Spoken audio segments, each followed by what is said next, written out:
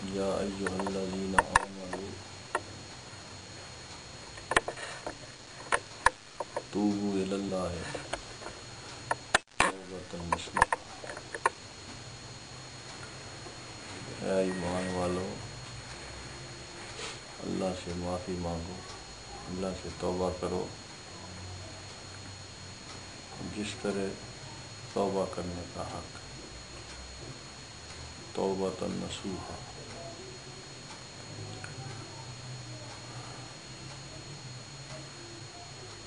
توبہ تائب ہونے کو کہتے ہیں، مٹ جانے کو کہتے ہیں، عاجز بن جانے کو کہتے ہیں، اپنے آپ کو سرنڈر کر دینے کو توبہ کہتے ہیں۔ انسانی جبلت و سرشت کے اندر غلطی، کوتاہی، بھول جانا، یہ انسانی سرشت کے اندر داخل ہے۔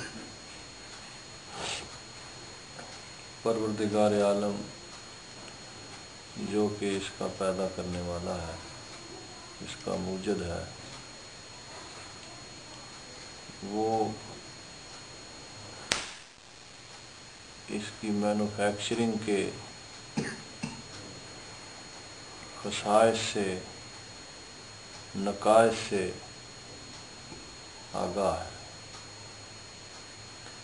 کہ کس قدر میں نے اس کے اندر خوبیاں رکھی ہیں، کس قدر خامیاں رکھی ہیں۔ یہ خوبیوں اور خامیوں کا مجموعہ ہے، یہ حق اور باطل کا مرقع ہے، یہ روشنی اور اندھیرے کا، اس کے اندر میں نے روشنی اور اندھیرے کو جمع کر دیا ہے۔ لطافت اور کثافت دونوں اس کے اندر موجود ہیں۔ ان تمام تر خصائص اور نقائص کے ہوتے ہوئے یہ بندہ خدا کیسے بن سکتا ہے؟ یہ فرشتوں سے بھی زیادہ عظیم تر کیسے بن سکتا ہے؟ یہ ذات حق کی ذاتی تجلیات کی اماجگاہ کیسے بن سکتا ہے؟ حالانکہ فرشتوں کے ہوتے ہوئے اور مقربین فرشتوں کے ہوتے ہوئے جو سراسر لطافت ہے، سراسر خصائص سے پر ہیں، نہ تو ان کے اندر کوئی نقص ہے، نہ ان کے اندر کسی غلطی کا شائبہ ہے، نہ وہ بھولتے ہیں، نہ وہ چوکتے ہیں، نہ ان کے اوپر ظلمات طاری ہوتی ہیں۔ تو بعدی نظر میں دیکھا جائے تو اتنی افضل الاعلیٰ مخلوق کے ہوتے ہوئے اپنے انتہائی قرب کا سزاوار جو ٹھہرایا ہے، تو وہ ایک ایسے وجود کو ٹھہرایا ہے جو یک وقت لطافتیں بھی اپنے اندر رکھتا ہے، کثافتیں بھی رکھتا ہے، جو یاد بھی رکھتا ہے، بھول بھی جاتا ہے، جو نیکیاں بھی کرتا ہے، خطائیں بھی کرتا ہے، جو فرما بردار بھی ہے لیکن نافرمانیاں بھی اس سے ہو جاتی ہیں، یہ عبادات بھی کرتا ہے لیکن اس میں نقائص بھی واقع ہو جاتے ہیں۔ لیکن اس کے باوجود ذات حق نے اس کو اس مخلوق سے اعلیٰ تر اور برتر ارشاد فرمایا ہے جو ان تمام نقائص سے پاک ہے۔ اس کی وجہ کیا ہے؟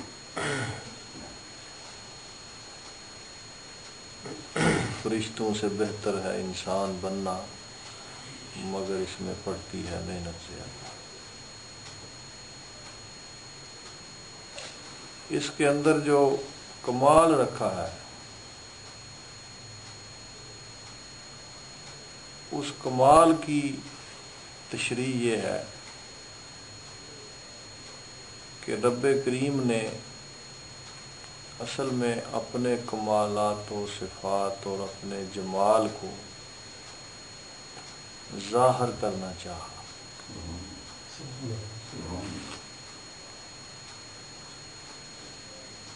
وہ اپنے ان کمالات کا اظہار اور اپنے اس ارادے کی تکمیل کسی اور طریقے سے بھی کر سکتا تھا، کیونکہ وہ قادر مطلق ہے، وہ کسی کا محتاج نہیں، کسی کا پابند نہیں، کسی بات سے مجبور نہیں۔ وہ اپنے ارادوں کی تکمیل جیسے چاہے کر سکتا ہے، لیکن بہرحال جو اس نے پسند فرمائی بات، اپنے ان ارادوں کی تکمیل کے لیے جو طریقہ پسند فرمایا، وہ یہ تھا کہ میں کوئی ایسی مخلوق بناؤں، کوئی ایسا وجود بناؤں جس کے ذریعے سے میں اپنی صفات کو بھی ظاہر کروں، اپنے کمالات کو بھی ظاہر کروں، اپنی قدرت کو بھی ظاہر کروں، اپنی بصارت اور سماعت کو بھی ظاہر کروں، اور اپنے جمال کو بھی ظاہر کروں۔ اس مقصد کے لیے اللہ رب کریم نے جس مخلوق کو چنا وہ انسان ٹھہرا۔ سبحان اللہ۔ انسان کا مرتبہ اسی وجہ سے بلند ہے کہ رب نے من جملہ تمام نقائص کے اسے اپنے جمال کے ظہور کا آئینہ بنایا۔ جس طرح شیشہ گو کے لطیف ہے، اس سے آر پار دیکھا جا سکتا ہے، اور کلئی لطیف نہیں ہوتی، کثیف ہوتی ہے، اس سے آر پار نہیں دیکھا جا سکتا، وہ لطافت نہیں رکھتی اپنے اندر، بلکہ کثافت رکھتی ہے، اور دیکھنے میں آئینے سے کم تر ہے، شیشے سے کم تر ہے،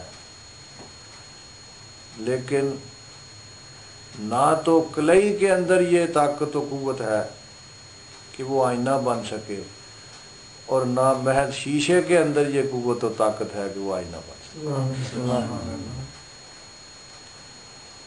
اور ان دونوں کو جمال یار کی کے دیدار کی قوت نصیب نہیں ہے۔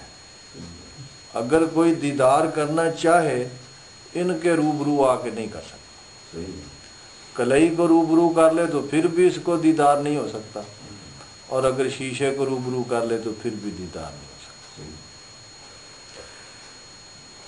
فرشتے گو کے لطیف ہیں، اور ان کے اندر بے شمار خصائل ہیں، بے شمار خصائص ہیں، کمالات ہیں، لیکن وہ جمال حق کا آئینہ بننے کے لائق نہیں ہے۔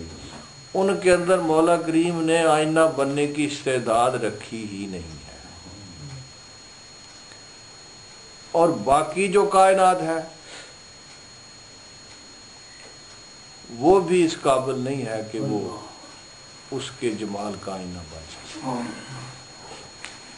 اب رب نے ایک ایسی مخلوق کو چنا جو ایک طرف اتنی لطیف ہے کہ سدرۃ المنتہا سے آگے کعبہ قوسین و ادنیٰ کے مقام کا مقیم ہو جاتا ہے، اور دوسری طرف اتنا کثیف ہے کہ زمین سے بلند ہوتا ہی نہیں، مٹی کا بنا ہوا ہے نا، اور خاک زمین پر ہی گرتی ہے، یہ کبھی آسمانوں پہ چڑھتی نہیں ہے۔ لیکن واقف ہو اگر لذت بیداری شب سے، تو پھر سریا سے بھی اونچی ہے یہ خاک پرسرا۔ خاک اس وقت کمال حاصل کر لیتی ہے جب یہ لکڑی کی ساتھی ہو جاتی ہے۔ جس طرح لوہا جو ہے اس کی جبلت، اس کی سرشت، اس کی جو بناوٹ ہے اس کے اندر ڈوبنا ہے۔ لوہا ہلکے سے ہلکا بھی ہو، سوئی جتنا بھی ہو، وہ ڈوب جاتا ہے، یعنی پانی کے اوپر تیرتا نہیں ہے، خواہ وہ کتنا بھی اس کا وزن کم سے کم تر کیوں نہ ہو، اس کا وزن ملی گرام میں کیوں نہ ہو، پھر بھی وہ ڈوب جاتا ہے، وہ ایک ذرہ ہی کیوں نہ ہو پھر بھی ڈوب جاتا ہے۔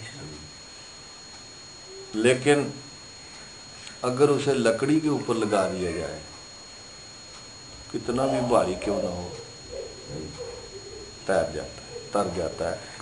اس لیے کہ لکڑی کے اندر قدرت نے ترنے کی صلاحیت رکھی، سبحان اللہ، وہ ڈوبتی نہیں ہے، اس کو جتنا مرضی دبانے کی کوشش کرو، جب چھوڑو گے پھر سطح کے اوپر آ جائے، ڈوبتی نہیں ہے۔ اور لوہا اگر اس کو ڈوبنے سے بچنا ہے تو اس کو لکڑی کا ساتھی بننا پڑے، اس کو لکڑی کے اوپر سوار ہونا پڑے۔ حضرت انسان دونوں جہتوں کا مرکب بنایا گیا ہے، اس کے اندر لطافت بھی رکھی گئی ہے، اس کے اندر کثافت بھی رکھی گئی ہے۔ یہ عبادات کرتا ہے تو پھر بھی کمال حاصل کر لیتا ہے، اور یہ خطا کاریاں کرتا ہے تو پھر بھی کمال حاصل کرتا ہے۔ لیکن رب کریم نے اس کے لیے ایک ایسی معجون تیار فرمائی، ایک ایسا نسخہ عطا فرمایا جو اس کی تمام تر کثافتوں کو دھو دیتا ہے۔ سبحان اللہ، اس نسخے کا نام ہے توبہ۔ اور اللہ رب العزت نے اس توبہ کے اندر جس قدر اپنی خوشنودی کا راز پوشیدہ کیا ہے، اگر اس کو کوئی سمجھ جائے تو توبہ کا دامن کبھی یاد سمجھ۔ روز ازل جب آدم علیہ السلام اور ابلیس کی واردات جو ہوئی، اس واقعے کے اندر جو رب نے سبق دیا عالم انسانیت کو، وہ یہی تھا کہ یہ آدم جو ہے اس کے اندر قصور کرنے کا نقش تو موجود ہے، یہ بھول جاتا ہے، بھول چوک میں بھی نافرمانیاں کر جاتا ہے، جان بوجھ کے بھی کر جاتا ہے، لیکن اس کے ساتھ ساتھ اس کی سرشت کے اندر میں نے عاجزی بھی رکھی ہے، انکساری بھی رکھی ہے، یہ جھک بھی جاتا ہے، یہ گڑ گڑاتا ہے، یہ گر بھی پڑتا ہے، لیکن جو آگ سے بنا ہے، کیونکہ مٹی سے اس کی جو جزو اعظم ہے وہ مٹی ہے، اور مٹی کی سرشت میں عاجزی ہے، مٹی کی جو جبلت ہے، مٹی کی جو سرشت ہے اس میں عاجزی ہے، نیچے گر پڑتی، لیکن آگ جو ہے اس کی سرشت میں سرکشی، تکبر ہے، غرور ہے، اوپر کو اٹھتی ہے، جلا دیتی ہے۔ تو رب کریم نے اس واقعے کے اندر یہ بات سمجھائی کہ ابلیس جو کہ آگ سے بنا تھا، اس نے اپنی اس سرشت کے مطابق عمل کیا، اور تکبر اور غرور کی وجہ سے وہ بارگاہ رب العزت سے نکال دیا گیا، بے عزت ہو گیا، لعنتی ہو گیا، تمام عبادات، سارے کمالات، ہر چیز اس کی ختم ہو گئی۔ لیکن آدم علیہ السلام ان سے بھی قصور ہو گیا۔ آدم علیہ السلام سے بھول کا ہو جانا یہ اس بات کا اشارہ ہے کہ اس کی سرشت میں نے بھول رکھی ہے، یہ غلطی ضرور کرے گا، لیکن جو بندہ خدا ہوگا جس کے ساتھ اللہ کی توفیق شامل حال ہوگا، وہ اپنی غلطی پہ نادم ہوگا۔ اسی لیے جب شیطان سے غلطی ہوئی تو وہ اپنی غلطی کو تسلیم نہ کر سکا، بلکہ اس نے کہا انا خیر منہ خلقتنی من نار و خلقتہ من طین، حجت بازی کرنے لگا۔ رب نے جب پوچھا کہ تو نے کیوں سجدہ نہیں کیا میرے اس بندے کو جس کو میں نے اپنے دستے قدرت سے سنوارا تھا، اس میں اپنی روح پھونکی تھی، اس کو سجدہ کرنے کا میں نے تجھے حکم دیا تھا، تو نے کیوں سجدہ نہ کیا اس کو؟ اگر یہ بندہ عاجز ہوتا تو پھر معافی مانگ لیتا، مولا مجھ سے غلطی ہوگی معاف، لیکن اس نے معافی نہیں مانگی، اس نے حجت بازی کی اور بارگاہ ربوبیت میں کھڑے ہو کے اس نے یہ کہا انا خیر منہ، میں نے اس لیے اس کو سجدہ نہیں کیا کہ انا خیر منہ، میں اسے بہتر ہوں، میں اسے اعلیٰ تر ہوں، تو میں اعلیٰ تر ہو کے کم تر کو کیسے سجدہ کروں؟ یعنی اس کی سرکشی نے اس کو اللہ تعالیٰ کی بارگاہ میں جھکنے سے منع فرمایا۔ حالانکہ اگر عاجز ہوتا تو پھر یہ سوچتا کہ مولا کا حکم ہے، میرے مالک کا حکم ہے، اس کے حکم کے سامنے سر تسلیم خم ہے، لیکن اس نے اپنے آپ کو بہتر جانا، انا خیر منہ خلقتنی من نار و خلقتہ من طین، اس لحاظ سے بہتر ہوں کہ میری خلقت کے اندر جو جزو اعظم استعمال کیا گیا ہے وہ آگ ہے، میں آگ سے بنا ہوں، آگ سپیریئر ہے مٹی سے، میں اس سے اعلیٰ تر ہوں، یہ مجھ سے کم تر ہے، اس لیے میں اس کو نہیں مانتا۔ تو اللہ پاک نے فرمایا فاخرج منہا فإنک رجیم، پھر نکل جا ادھر سے، نکل جا میرے دربار سے، آج کے بعد تو ریجیکٹڈ لوگوں میں سے، میری بارگاہ سے نکل جا، پہلے تو میرا مقرب تھا، اب تو میرا مقرب نہیں تھا، میری بارگاہ سے نکل جا، فاخرج منہا فإنک رجیم، نکل جا میری بارگاہ سے، تو ردے ہوئے لوگوں میں سے، جو ردی کاغذ ہوتا ہے اس کو پھینک دیتے ہیں، اسی سے ردی، انک رجیم۔ لیکن آدم علیہ السلام نے بھی وہ کھا لیا دانا۔ رب نے فرمایا کہ اس جنت میں، اس باغ و بہار میں جس طرح چاہو رہو، جو چاہو کھاؤ، تمہیں کوئی پابندی نہیں ہے، لیکن ایک پابندی ہے کہ یہ جو درخت ہے نا، لا تقرب هذه الشجرہ، یہ جو درخت ہے اس کے قریب نہ جانا، اس کے قریب نہ جانا، باقی جو مرضی کھاؤ پیو، اتنی نعمتیں ہیں، اتنی باغ و بہار ہے، جہاں چاہو پھرو، جو چاہو کھاؤ، لیکن اس درخت کے قریب نہ جانا۔ لیکن چونکہ اس کی جبلت میں ایک چیز یہ رکھی گئی ہے کہ جس شے سے اس کو روکو نا، اس کا نفس کہتا ہے یہ کر، جس سے منع کرو یہ کہتا ہے نہیں یہ کر، اس میں پتہ نہیں کیا راز ہے، یہ ضرور کر، باقی ہزار نعمتیں اس کے ارد گرد ہوں، جس سے منع کیا اس کی طرف جاتا ہے، حلال بے شمار اس کے لیے کھانے کے لیے، جو حرام ہے اس کی طرف جاتا ہے، کہتے ہیں یہ اس کو کھا کے دیکھوں یہ کیا ہے۔ تو اس کی جبلت کے اندر یہ بھی بات اللہ پاک نے رکھی ہوئی ہے کہ اس کو کہو ادھر بیٹھے رہنا ہے، یہ 10 منٹ بھی بیٹھنا گوارا نہیں کرے گا، اپنی مرضی چاہے 6 گھنٹے بیٹھا رہے۔ یعنی پابندی کو قبول کرنا اور پابندی کے اوپر عمل کرنا اس کی سرشت میں نہیں ہے۔ اللہ نے فرمایا کہ سب کچھ کھاؤ پر اس درخت کے قریب نہ جانا، لیکن وہ اپنی جبلت کے ہاتھوں مجبور ہو کے انہوں نے اسی درخت کا پھل کھایا جس سے اللہ پاک نے منع فرمایا۔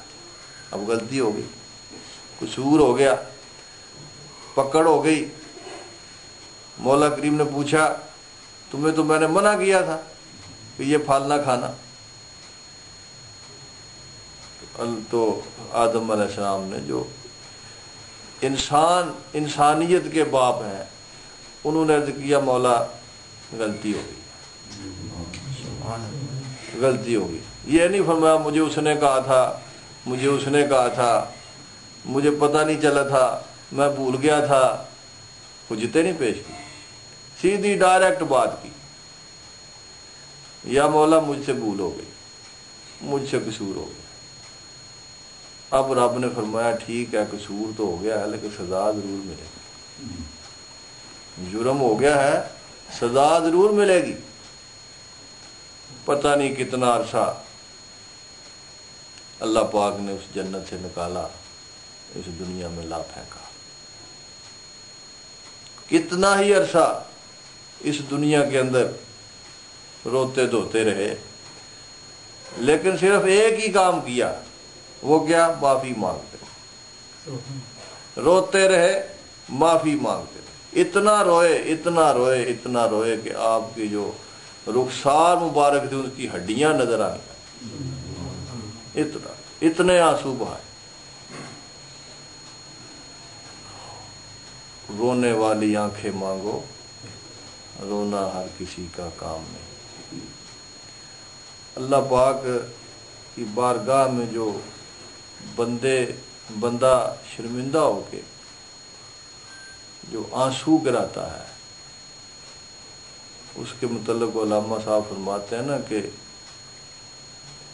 موتی سمجھ کے شان کریمی نے چن لیے، موتی سمجھ کے شان کریمی نے چن لیا، وہ قطرہ جو گرا تھا آنکھوں سے ارکے نفال کا، ارکے نفال کہتے ہیں شرمندگی سے، جو رونے کی وجہ سے اپنے قصور پر رونے کی وجہ سے جو قطرہ تیری آنکھوں سے گرتا ہے، اللہ کی شان کریمی اس کو موتی سمجھ کے چن لیتی۔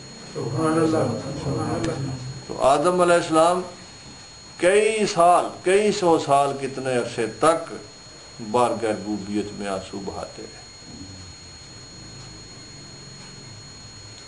اور ایک ہی بات کہتے رہے، ربنا ظلمنا انفسنا، ربنا ظلمنا انفسنا، اے مولا ہم نے اپنی جانوں پہ ظلم کر لیا، وَإِن لَّمْ تَغْفِرْ لَنَا وَتَرْحَمْنَا، اور اگر تو نے ہمیں معاف نہ کیا، اگر تو نے ہم پہ رحم نہ کیا، لَنَكُونَنَّ مِنَ الْخَاسِرِينَ، تو یقیناً ہم نقصان اٹھانے والوں میں سے ہو جائیں۔ یہی مناجات اس کی بارگاہ اقدس میں پیش کرتے ہیں۔ یہ سبق ہے اس واقعے کا کہ قصور تو تم سے ہو جائیں گے، تمہارے باپ سے بھی ہوا تھا، تم اسی کی اولاد ہو، جو سرشت جو جبلت میں نے ان کے اندر رکھی تھی وہی تمہارے اندر منتقل ہوئی ہے، جبلت تو وہی تمہارے اندر منتقل ہوئی ہے، اب عمل بھی ویسا ہی کرنا، جیسا عمل تمہارے باپ نے کیا تھا تم بھی ویسا ہی عمل کرنا، شیطان کی طرح آکڑ نہ جانا، شیطان کی طرح اپنے جرموں پہ فخر نہ کرنا اور حجت بازی نہ کرنا۔ جب بھی قصور ہو جائے تو فوراً اس کی بارگاہ میں جھک جانا، فوراً توبہ و نابت کا راستہ اختیار کرنا۔ وہ ذات کریم جس کی بے شمار صفات ہیں، لیکن ان میں سے سوائے 3 کے باقی ساری کی ساری رحمت والی ہے۔ اللہ پاک کی جتنی بھی صفات ہیں بے شمار، سوائے 3 کے ساری کی ساری رحمت والی ہے۔ کہیں وہ کریم ہے، کہیں وہ رحمان ہے، کہیں وہ رحیم ہے، کہیں وہ تواب ہے، یعنی ساری کی ساری صفات سوائے 3 کے۔ اور اسی لیے ایک حدیث پاک میں آتا ہے کہ اللہ پاک نے فرمایا کہ میری جو رحمت ہے وہ میرے غضب کو ڈھانپے ہوئے، میری رحمت میرے غضب کو ڈھانپے ہوئے ہے۔ کس قدر رحمتیں ہیں جو وہ اپنے بندوں پہ، اپنی مخلوقات پہ نچھاور کرتا ہے، اور سب سے زیادہ جو اس کو پسند ہے وہ توبہ ہے۔ اور یہ چونکہ انسان جس کو اس نے اتنی عظمت کا حامل بنایا ہے، اس کی عظمت میں جو چیز رکھی ہے وہ توبہ، کہ یہ توبہ کر کے اس کی بارگاہ کا مقبول ہو جاتا ہے۔ سرور کائنات فخر موجودات سید الانبیاء کا مولا صلی اللہ علیہ وآلہ وسلم اللہ کے محبوب ہیں۔ رب نے آپ کو تمام تر نقائص سے پاک پیدا فرمایا، تمام عیوب سے پاک پیدا فرمایا۔ وہ عیب جو انسانوں کے اندر بہر صورت ہوتے ہیں اللہ پاک نے ان سے بھی حضور کو پاک پیدا فرمایا، سبحان اللہ۔ لیکن اس کے باوجود سرکار دو عالم صلی اللہ علیہ وآلہ وسلم 24 گھنٹے میں 70 مرتبہ استغفار پڑھا کرتے، 70 مرتبہ استغفار پڑھا۔ عبادت اتنی فرماتے کہ پاؤں مبارک سوج جایا کرتے، اتنا ورم آ جاتا قدوم مبارک کے اوپر کہ جلد پھٹ جاتی۔ اور جب صبح گھر تشریف لاتے تو ام المومنین بی بی صدیقہ رضی اللہ تعالیٰ عنہ پانی کے ساتھ ٹکور کرتی ہیں، ساتھ روتی جاتی ہیں، عرض کرتی ہیں یا رسول اللہ یا حبیب اللہ میرے ماں باپ آپ پہ قربان ہو جائیں۔ آپ کے لیے تو آپ کے پروردگار نے یہ ارشاد فرمایا کہ ہم نے آپ کے صدقے آپ کے اگلوں اور پچھلوں کے گناہ بھی معاف کر دیے ہیں، یا رسول اللہ آپ اتنی مشقت کیوں کرتے ہیں؟ تو حضور نے ارشاد فرمایا کہ اے عائشہ کیا میں اپنے رب کا شکر گزار بندہ نہ بنوں؟ اتنی عظمت اور اتنی بڑائی کے اوپر بیان فائز ہونے کے باوجود کہ محبوب کی مقام محبوبیت سے اوپر تو کوئی مقام نہیں ہے نا، امام الانبیاء کے اوپر تو کوئی مقام نہیں ہے، جس مقام پہ حضور فائز ہیں اس سے اوپر کوئی مقام نہیں ہے مخلوق سے۔ اتنے اونچے مرتبے پر فائز ہونے کے باوجود حضور اتنی جد و جہد اور مشقت اٹھا رہے ہیں، اور ساتھ یہ عرض فرماتے ہیں کہ کیا میں اپنے رب کا شکر گزار بندہ ہوں؟ اور حضور 70 مرتبہ استغفار فرماتے۔ حضرت مجدد افسانی شیخ احمد سرہندی رضی اللہ تعالیٰ سے کسی نے پوچھا کہ حضور تو نبی معصوم ہے،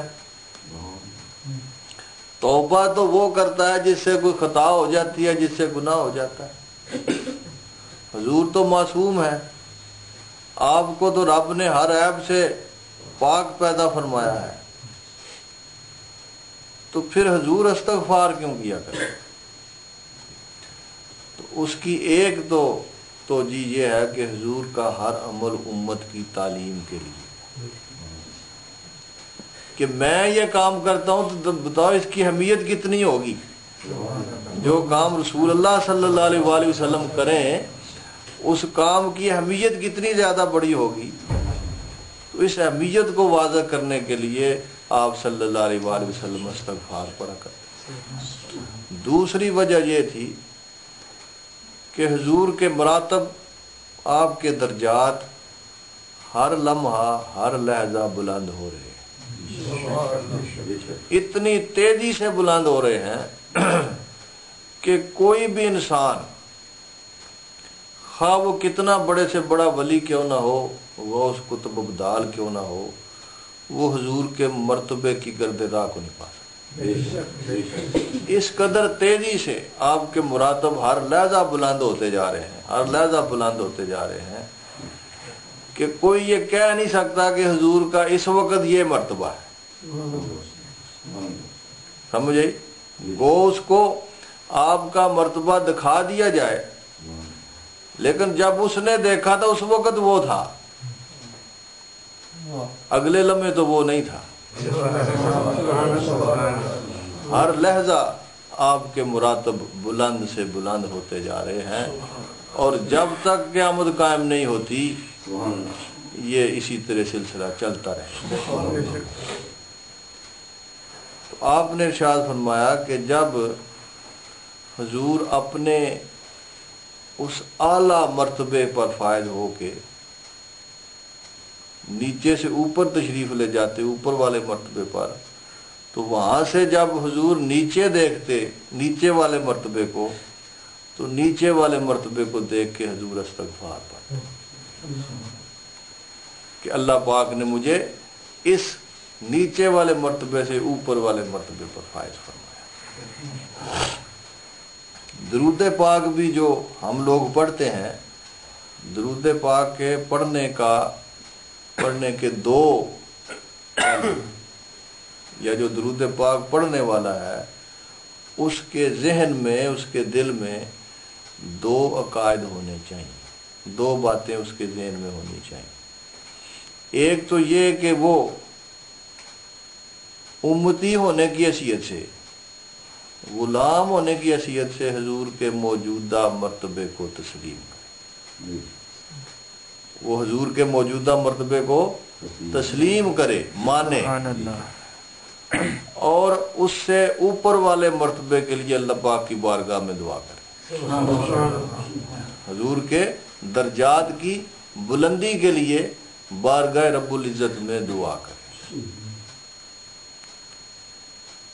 اب جب مومن درود پڑھتا ہے تو یہ دونوں باتیں اس کے ذہن میں ہوتی۔ تو کسی نے کسی بزرگ سے پوچھا کہ اللہ پاک نے تو قرآن میں یہ فرمایا کہ یا ایھا الذین آمنوا صلوا علیہ وسلموا تسلیما، کہ اے ایمان والو تم پڑھو میرے محبوب پر درود، بھیجو میرے محبوب پر درود جس طرح کے درود بھیجنے کا حق ہے۔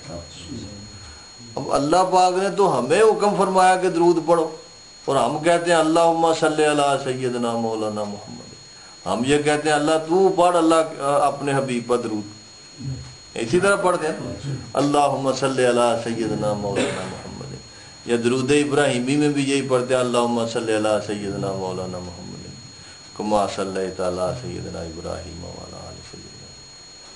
تو ہم کہتے ہیں اللہ پاک نے تو ہمیں حکم دیا ہے کہ تم پڑھو، لیکن ہم کہتے ہیں اللہم صلی علی، اللہ تو پڑھ اپنے محبوب پر درود، اس کی کیا وجہ ہے؟ اور درود ابراہیمی بڑا فضیلت والا درود ہے، حضور کو بڑا پسند تھا یہ درود، لیکن اس میں قرآن پاک کی جو وہ ارشاد ہے وہ نہیں پورا ہو رہا۔ اللہ پاک نے مومنوں کو یہ ارشاد فرمایا کہ تم پڑھو یا ایھا الذین آمنوا، اے لوگو جو مسلمان ہو، جو اہل ایمان ہو، صلو علیہ وسلموا تسلیما، تم پڑھو درود میرے محبوب پر جس طرح درود پڑھنے کا حق ہے، حکم تمہیں دیا جا رہا ہے، تم آگے سے کہتے ہو اللہ تو ہی پڑھ۔ اس کی کیا وجہ ہے؟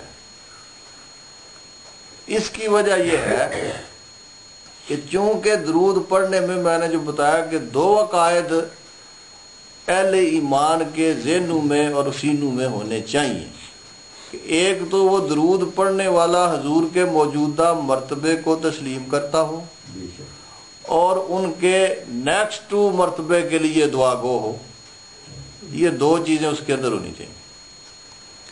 اب جو موجودہ مرتبہ ہے نہ یہ اس کو جانتا ہے اور نہ ہی اگلے مرتبے کو یہ جانتا ہے کہ اگلا کون سا ہے، اس لیے چونکہ یہ اپنی معذوری کا اظہار کرتا ہے کہ اے مولا میں نہیں جانتا کہ تیرے محبوب کا اس وقت کیا مرتبہ ہے اور اسے اگلا کیا مرتبہ ہے، اس لیے تو جان اور تیرا کام جانے، تو ہی پڑھ اپنے محبوب پر، سبحان اللہ، کیونکہ میں تو معذور ہوں اس بات سے کہ میں تیرے محبوب کے نہ موجودہ مرتبے کو جانتا ہوں نہ اگلے مرتبے کو جانتا ہوں، لیکن تو جانتا ہے، اس لیے تو بھیج اپنے محبوب پر درود جس طرح درود بھیجنے کا۔ تو سرکار دو عالم صلی اللہ علیہ وآلہ وسلم کی ذات کریم اتنی معصوم ہونے کے باوجود آپ 70 مرتبہ روزانہ استغفار کیا کرتے ہیں۔ اس سے یہ اہمیت واضح ہوتی ہے کہ استغفار کی کتنی اہمیت۔ پھر اللہ پاک ارشاد فرماتا ہے کہ جو میری بارگاہ میں توبہ کرتے ہیں میں ان سے محبت کرتا ہوں۔ اب دیکھو نا، اگر دیکھا جائے ایک بندے نے جرم کیا ہے، نافرمانی کی ہے، اب جرم کرنے والا تو پسندیدہ نہیں ہونا چاہیے نا، جو مجرم ہے اس کو تو سزا ملنی چاہیے، اس سے محبت تو نہیں ہونی چاہیے نا، مجرم کو تو سزا ملنی چاہیے۔ لیکن رب تعالیٰ کی رحمت اور اس کا کرم دیکھو اپنے بندوں کے اوپر کہ رب فرماتا ہے نہیں، یہ جو مجرم ہے نا، یہ جب توبہ کر لیتے ہیں میری بارگاہ میں تو پھر مجھے بڑے پیارے لگتے ہیں۔ سبحان اللہ، سبحان اللہ، کیونکہ توبہ ہی ایک ایسی چیز ہے جو ان کو پاک کر دیتی ہے۔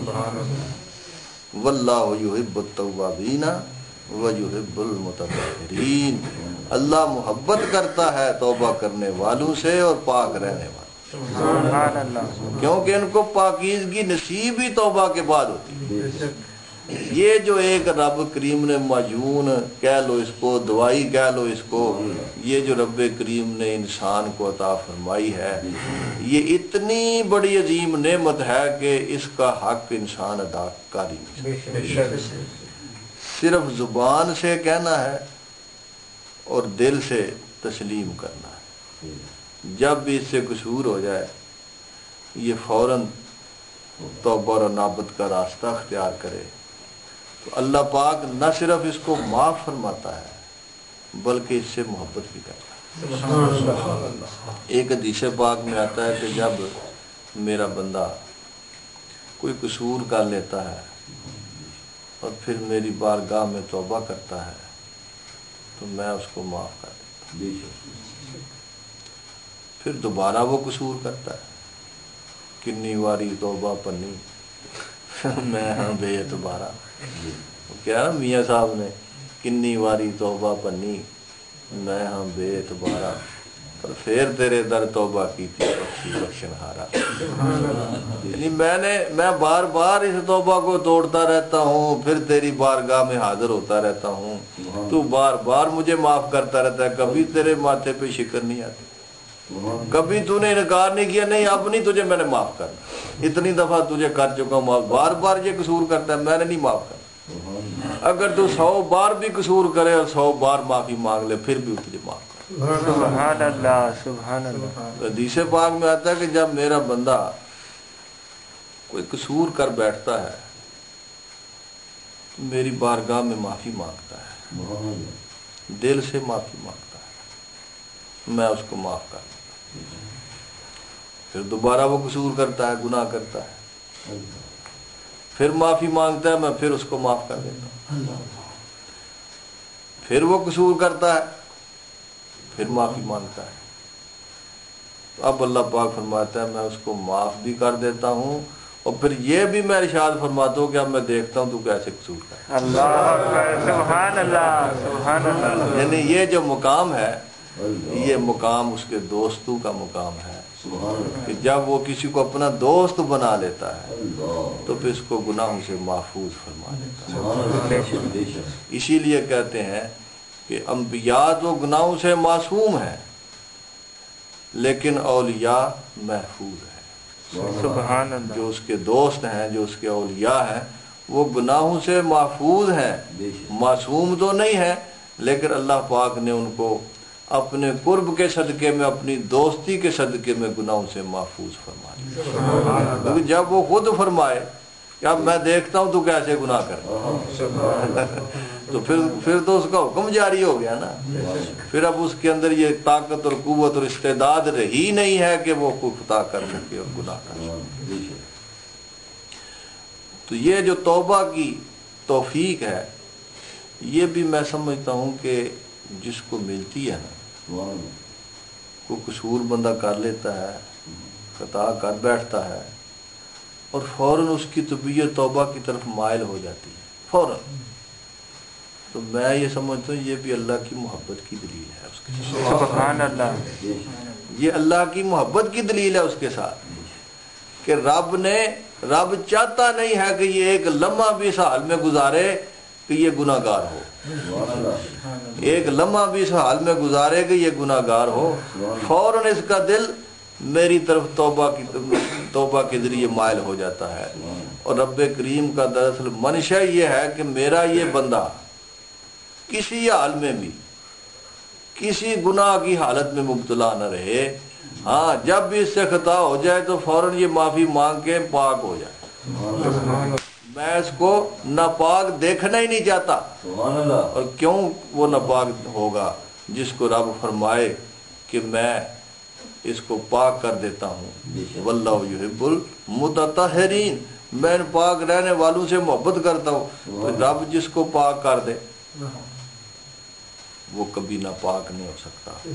اللہ پاک اس کی حفاظت کرتا ہے اور ہر قصور سے اس کو پناہ عطا فرماتا ہے اور ہر جرم سے اس کو حفاظت عطا فرماتا ہے. اور جن کے دل میں بھی جن کے بھی زندگی کے اندر کوئی غلطی کوئی کوتاہی پیدا ہو جاتی ہے تو اصل میں رب جس کو توبہ کی توفیق عطا فرماتا ہے وہ تو فارمیلٹی ہوتی ہے، معاف تو پہلے ہی کر چکا. سمجھ آئی نا؟ معاف تو وہ پہلے ہی اس کو کر چکا ہوتا ہے، باقی بات کی تو ساری فارمیلٹی ہے کیونکہ توبہ کی توفیق دی ہے تو اس نے توبہ کی ہے نا. جب خود ہی توفیق دیتا ہے اس کا مطلب ہے ارادہ پہلے ہی کر چکا ہوتا ہے اس کو معاف کر دے گا، اس لیے تو توفیق دیتا ہے. تو اس لیے جو فقر کے سلسلے کے اندر بھی توبہ کی بڑی اہمیت ہے. کوئی کتنا بھی تہجد گزار ہو، کوئی کتنا بھی پاک باز ہو، کوئی کتنا بھی نیکوکار ہو، توبہ کا دامن ایک لمحے کے لیے بھی ہاتھ سے نہ چھوڑے، اس لیے کہ اس کی جبلت میں قصور واری ہے اور اس سے ایسے قصور ہو جاتے ہیں جو اس کو پتہ بھی نہیں، اس کو پتہ ہی نہیں چلتا. وہ ایک آدمی تھا بنی اسرائیل کی امت کا واقعہ، وہ بڑا عبادت گزار تھا. اس نے 100 سال، اس وقت عمریں کافی لمبی ہوتی تھی لوگوں کی، تو 100 سال اس نے ایک پتھر پہ بیٹھ کے اللہ کی عبادت کی. 100 سال عبادت کر کر کے، یہ جو بغیر مرشد کی عبادت ہوتی ہے نا یہ بھی تکبر پیدا کرتی ہے. اس نے بھی اسی طرح عبادتیں وہ کرتا رہا، 100 سال گزر گئے، بڑا لمبا. اس عبادت کے نتیجے میں اس کے اندر بھی فخر پیدا ہوا. اور وہ یہ نہیں کہتا تھا اللہ مجھ پہ رحم کر، وہ کہا کرتا اللہ تو عدل کر، کیونکہ اس کے ذوم باطل میں یہ بات پیدا ہو گئی کہ میں تو بڑا عبادت گزار ہوں، نہ میں کہیں آتا ہوں نہ جاتا ہوں، نہ میں کوئی کچھ کرتا ہوں، مجھ سے کیا غلطی ہونی، میں تو اس پتھر پہ بیٹھ کے اللہ اللہ کرتا رہتا ہوں اس جنگل میں، نہ میں کسی سے ملتا ہوں نہ جلتا ہوں، نہ کوئی مجھ سے خطا نہ کوتاہی کچھ بھی تو نہیں، تو مجھے کیا ضرورت ہے کہنے کی کہ تو رحم کر. ٹھیک ہے کر لے عدل. جب یہ سوچ اس کے اندر پیدا ہوتی رہی، 100 سال گزر گئے، تو ایک روز عاطف غیبی کی آواز آتی ہے کہ ٹھیک ہے تو میرا عدل طلب کرتا ہے تو میں کرتا ہوں پھر عدل تیرے ساتھ. اب عدل کا تقاضا یہ ہے کہ یہ پتھر جس کو تو 100 سال کچلتا رہا، یہ پتھر جس کے اوپر بیٹھ کے تو اس کو 100 سال کچلتا رہا اپنے وزن سے، انصاف کا تقاضا یہ ہے کہ میں اس کو حکم دوں کہ یہ 100 سال تجھے کچلے. اللہ اکبر اللہ اکبر. یہ تیری یہ باتوں کی جزائیں اور ساری باتیں تو بعد میں ہوں گی نا, پہلے تو انصاف ہو جائے ذرا. جس کو تو 100 سال کچلتا رہا ہے, اب یہ حق بنتا ہے نا اس کا کہ وہ بھی تجھے 100 سال کچلے, پھر تجھے مزہ آئے گا 100 سال بعد, پھر دیکھوں گا تیری یہ باتوں کی کیا جزا تجھے دے. جب یہ بات اس نے سنی تو پھر گڑ گڑانے لگ گیا, پھر معافیاں مانگنے لگ گیا. نہیں مولا کریم, نہیں نہیں, جب اگر تیرا فضل شامل حال نہیں ہوگا تو پھر کسی کی نجات کا کوئی ذریعہ ہے ہی. جے ویکھا میں ملا ولوں کچھ نہیں میرے بلے, جے ویکھا میں رحمت تیری بلے بلے. یعنی اس کے فضل کے بغیر کوئی چارہ نہیں ہے. حضرت شیخ شبلی رحمۃ اللہ علیہ کا وصال ہو گیا. کسی نے ان کو خواب میں دیکھا, پوچھا کہ آپ کے ساتھ کیسا معاملہ ہوا. انہوں نے فرمایا کہ بس سب کچھ ختم ہو گیا, اگر اس کا فضل شامل حال نہ ہوتا تو میں کبھی نہ بچتا. یہ پیغام ہے ہر اس کے لیے جو جتنی بھی باتیں کرے, جتنے بھی ذکر اذکار کرے, جتنی بھی ریاستیں کرے, جتنے کرے, لیکن ایک لمحے کے لیے بھی اپنا کمال نہ سمجھے, بلکہ اپنی ان تمام تر عبادات اور تمام تر جد و جہدوں کو اس کی عطا سمجھے, اس کی توفیق سے سمجھے, اور لا حول ولا قوت الا باللہ العلی العظیم کے مصداق سمجھے کہ اے مولا کریم, اگر میں نے کوئی نیکی کی ہے تو میں تیری توفیق سے کی ہے, اور اگر گناہوں سے بچا ہوں تو وہ بھی تیری دی ہوئی قوت و طاقت سے بچا ہوں, ورنہ میں تو نہیں بچ سکتا تھا, اور نیکی میں کیسے کر سکتا تھا اگر تو مجھے توفیق نہ عطا فرمائے. یعنی ہر حال میں اپنے آپ کو کم تر رکھے, کبھی بھی اس نفس کی باتوں میں آ کے, اس نفس کے وسواس میں آ کے اپنے آپ کو اعلیٰ تر نہ سمجھے. یہ اعلیٰ تر ہوگا اس وقت جب یہ نفس کی شرارت سے بچ جائے گا, توبہ اور نابت کے راستے سے گزر کے اس کے قرب کی منزلیں طے کرے گا, تو پھر اللہ پاک نے ایسے انسان کے لیے, ایسے انسان کو آئینہ بننے کی صلاحیت عطا فرمائی. جس طرح میں نے ابتدا میں کہا تھا کہ اللہ پاک نے ساری کائنات بنائی ہے, لیکن انسان کو جو بنایا ہے وہ اس لیے بنایا ہے کہ اس کو میں اپنا مظہر کل بناؤں, اس سے میں, اس کے ذریعے اس سے میں اپنے کمالات و صفات کا اظہار کروں, اور یہ میرے جمال کا آئینہ بن جائے. جو اس کو دیکھے وہ مجھے دیکھے, جو اس سے ملے وہ مجھ سے ملے, جو اس سے مانگے وہ مجھ سے مانگے, جو اس کی فرما برداری کرے وہ میری فرما برداری, جو اس سے لڑے وہ مجھ سے جنگ کرے. یہ سارے جو اس نے اعزازات بخشے اس کو, اس وجہ سے بخشے کہ اس کے اندر یہ صلاحیت رکھی ہے کہ یہ آئینہ بن سکے. اب آئینہ بننے کے لیے نہ تو محض لطافت کام آتی ہے, نہ محض کثافت کام آتی ہے. آئینہ بننے کے لیے یعنی اگر آپ کو صورت دیکھنی ہے آئینے میں سے تو پھر نہ لطافت کام آئے گی, یعنی نہ صرف شیشہ کام آئے گا پلین, اور نہ ہی کلئی کام آئے گی, کیونکہ ان دونوں کے اندر اگر یہ علیحدہ علیحدہ ہے, جدا جدا ہے, تو ان دونوں کے اندر یہ صلاحیت موجود نہیں ہے کہ وہ آپ کے لیے آئینہ بن سکے جس میں سے آپ اپنے جمال کو دیکھ سکیں. اب رب نے اپنے جمال کو دیکھنا چاہا, اپنے جمال کے دیدار کے لیے آئینہ بنانا چاہا. فرشتے چونکہ بالکل لطیف تھے, ان کے اندر بھی آئینہ بننے کی صلاحیت موجود نہیں تھی, اور باقی جو کائنات ہے وہ بھی اس قابل نہیں تھی کہ اس میں سے اس کے جمال کا آئینہ بن سکے۔ لہذا اللہ پاک نے اس کو انسان کو بنایا اور اس کے اندر ایک طرف وَنَفَخْتُ فِيهِ مِن رُوحِي یعنی لطافت رکھی، اور دوسری طرف نفس امارہ کو رکھ کے کثافت رکھی۔ جب شیشہ پلین لیا جاتا ہے اس کے پیچھے کلائی کر دی جاتی ہے تو آئینہ بن جاتا ہے، یعنی لطافت اور کثافت جمع ہو جاتی ہے۔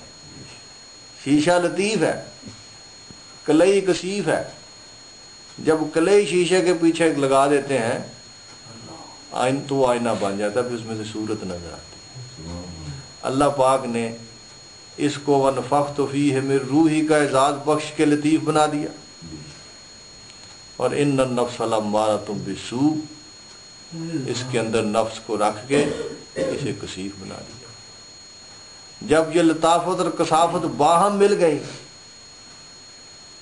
تو جمال ذات کا آئینہ بن گیا۔ نعرہ تکبیر، نعرہ رسالت، یا رسول اللہ، شاہ نقشبند زندہ باد، یا پیر و مرشد زندہ باد۔ اب جب آئینہ روبرو ہوتا ہے تو آئینے میں کون نظر آتا ہے؟ سبحان اللہ۔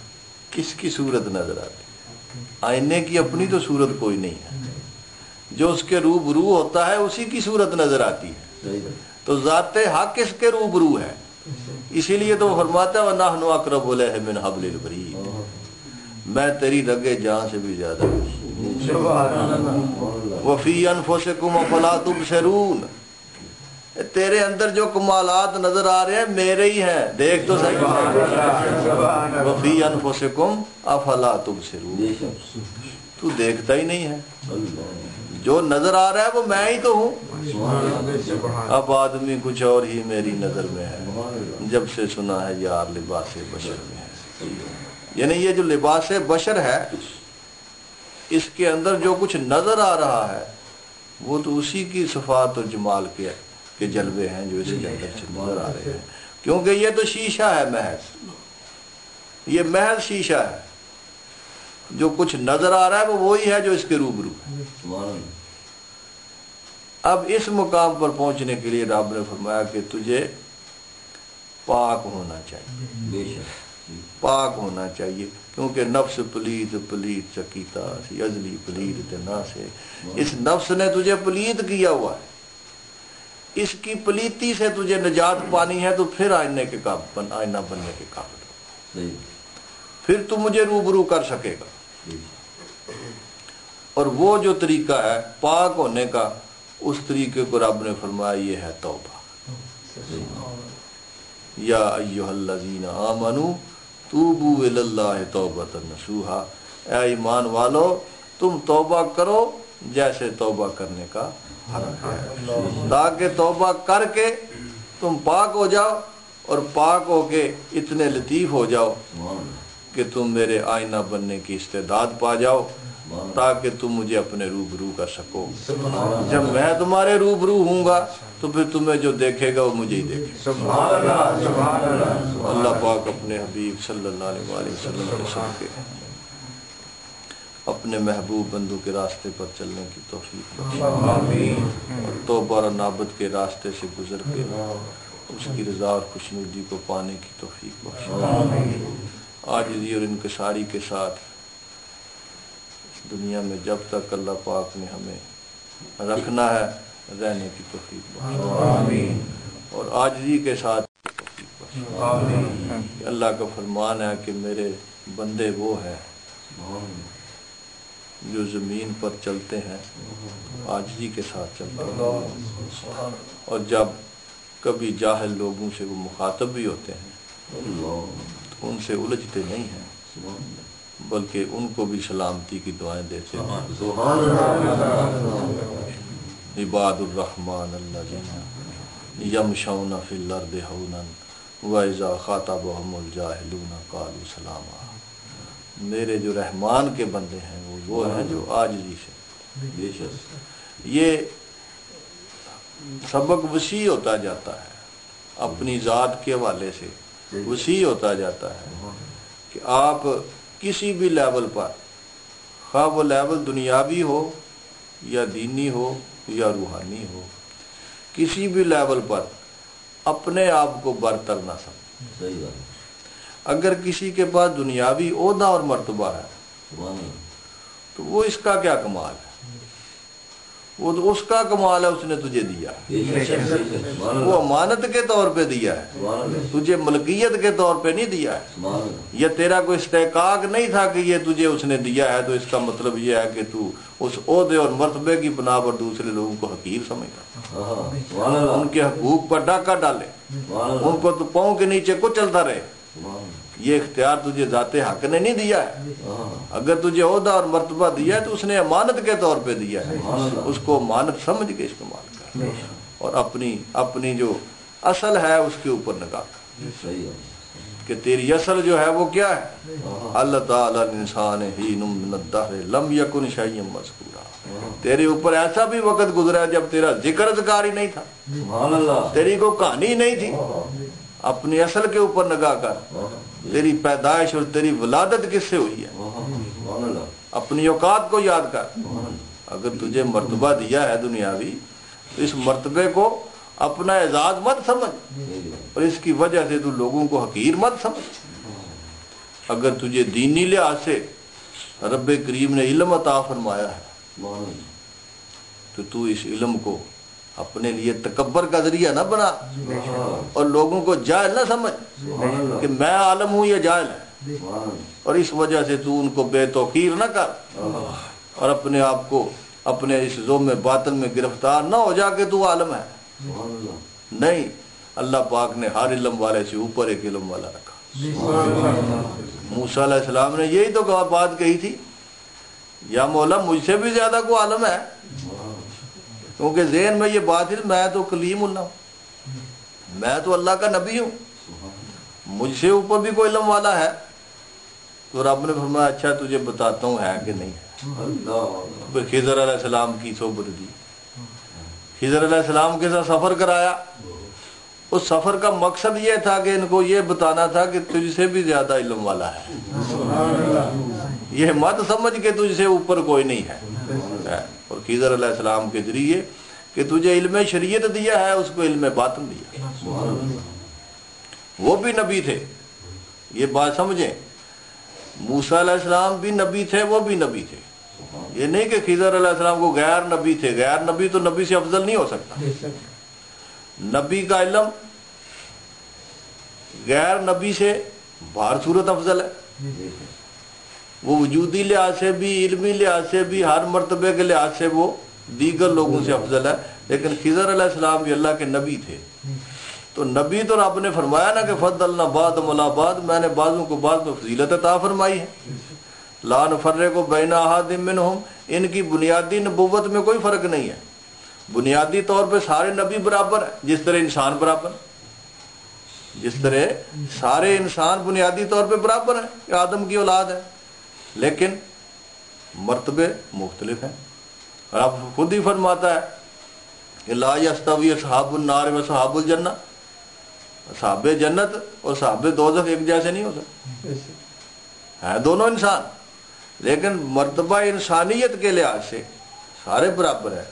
اب جس نے اچھے عمل کیے وہ اچھا ہو گیا، جس نے برے عمل کیے وہ برا ہو گیا۔ اسی طرح انبیاء بھی اپنی بیسک نبوت میں کہ رب نے فرمایا لا نفرق بین احد منہم، ان میں سے نبوت کے لحاظ سے بنیادی طور پہ کوئی فرق نہیں ہے، کسی میں کوئی فرق نہیں، سب کو میں نے نبوت عطا فرمائی، نبی ہونے کے لحاظ سے سارے برابر، لیکن فضلنا بعضهم علی بعض، لیکن میں نے بعضوں کو بعضوں پہ فضیلت عطا فرمائی۔ وہ کر سکتا ہے، اس کی شان ہے۔ تو اسی طرح ہر علم والا جو ہے وہ یہ نہ سمجھے کہ میں ہی بڑا علامہ ہوں، فہامہ ہوں، مفتی ہوں، اور دوسرے کیڑے مکوڑے ہیں۔ یہ تکبر، یہ شیطانی تکبر ہے جو اس کے اندر آ جاتا ہے اور اس کو تباہ برباد کر دیتا ہے۔ پھر اگر یہ روحانی طور پہ کسی حال کا مالک ہے، روحانی طور پہ اس کو مشاہدات ہو گئے ہیں، یہ اونچے اسباق پہ پہنچ گیا ہے، اس کے احوال بڑے اچھے ہو گئے ہیں، تو یہ دوسرے پیر بھائیوں کو سمجھے یہ تو سارے نکمے ہیں، یہ بھی اس کے لیے زہر قاتل ہے یہ بات۔ لہذا عاجزی جو انکساری ہے کہ اپنے آپ کو مٹانا ہے، مٹا دے اپنی ہستی کو اگر کچھ مرتبہ چاہے کہ دانا خاک میں مل کر گل و گلزار ہوتا ہے۔ مٹنا جو ہے وہ اس کو پسند ہے، اور کھڑے ہو جانا یہ اس کو پسند ہے، کیونکہ وہ اللہ اکبر ہے، بڑا صرف وہ ہے۔ نعرے تکبیر، اللہ اکبر، نعرے رسالت، نعرے حیدری، یا نقشبند، میرا مرشد، میرا مرشد، سبحان اللہ۔ بڑائی کا سزاوار صرف مخلوق میں سے پھر عزت والا وہ ہے جو جتنا اس کے قریب، عزت والا وہ ہے جو جتنا اس کے قریب ہے، لیکن جو جتنا اس کے قریب ہوتا ہے اتنا ہی وہ مٹا ہوا ہوتا ہے۔ یہ بھی ایک بات سمجھو کہ جتنا جو اس کے قریب ہوتا ہے اتنا ہی وہ مٹا ہوا ہوتا ہے، کیونکہ اس کی قربت مٹے بغیر نصیب نہیں ہو سکتی۔